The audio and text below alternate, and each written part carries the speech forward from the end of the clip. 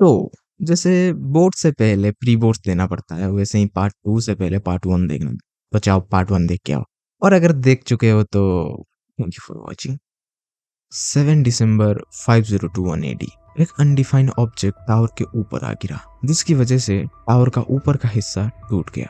वो शायद बहुत समय पहले इंसानों के द्वारा बनाया गया कोई चीज था, जिसकी वजह से गेस्ट रूम के अंदर का टेम्परेचर कंट्रोलर खराब हो गया। पर मैंने कुछ विंग्स पावर जनरेटर्स बनाए ताकि मुझे पावर मिलती रहे और मैं रूम को कूल रख पाऊं। देखो, डीएनए को प्रिजर्व करने के लिए एक फिक्स्ड टेम्परेचर चाहिए होता है, और अगर ऐसा ना हो तो वो खराब हो सकता है। Okay, back to the track. मैंने कुछ स्काउट रोबोट्स बनाए क्योंकि अभी भी पावर की कमी हो रही थी। मुझे लगा कि नॉर्थ अमेरिका में अभी भी कुछ एटॉमिक फ्यूल होगा, जो कि सही निकला। और मेरे स्काउट रोबोट्स की मदद से इंसानों के मरने के 3000 साल बाद मैंने ये दुनिया देखी।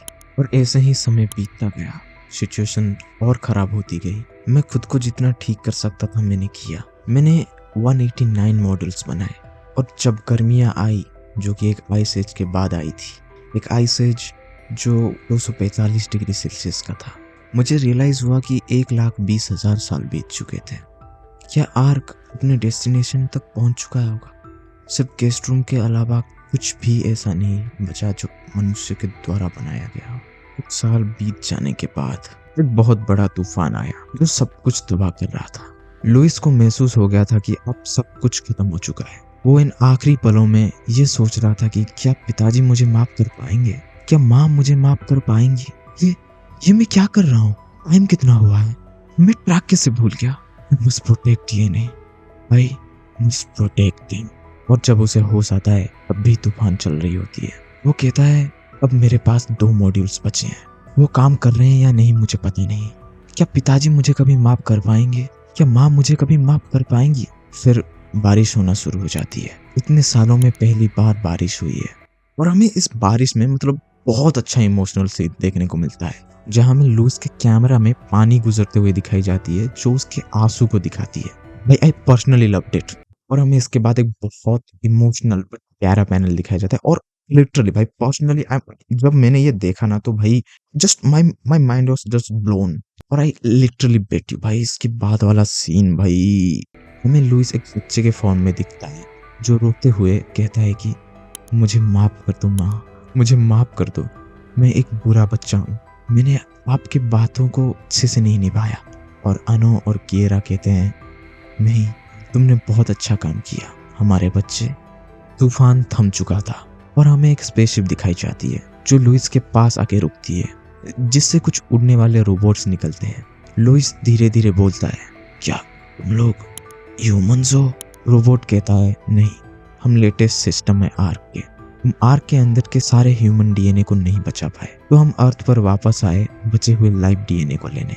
ये देखकर बुरा लगा कि आपके ऊपर बहुत कुछ बीते, आप हमेशा हमारे लिए महान रहेंगे। आपने 27 मिलियन ईयर्स तक लाइफ को प्रोटेक्ट किया। हम अपने मिशन में फेल हुए, बट आप अपने मिशन में सक्सेस हुए। और तभी एक रोबोट आके जानकारी देता है कि उन्हें सारे डीएनए मिल चुके हैं और सभी सही सलामत है। लुइस कहता है इतनी खुश मत हो प्रोफेसर डकिंस, मेरे पिता ने मुझे एक जिम्मेदारी दी थी जो मैं संभाल नहीं पाया।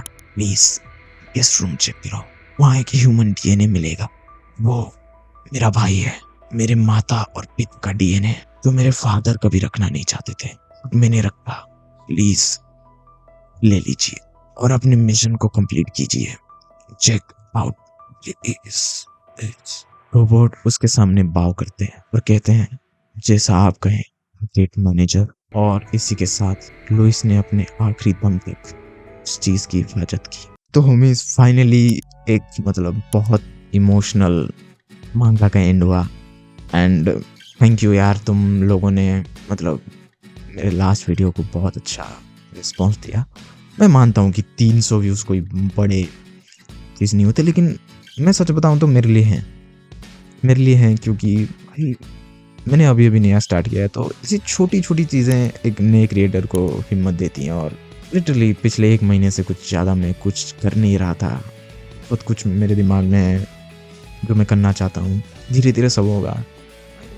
थैंक यू टू ऑल, तुम लोगों ने बहुत ज़्यादा सपोर्ट किया यार। Thanks for the motivation. तो मैं तुम्हें मिलता हूँ किसी और वीडियो में।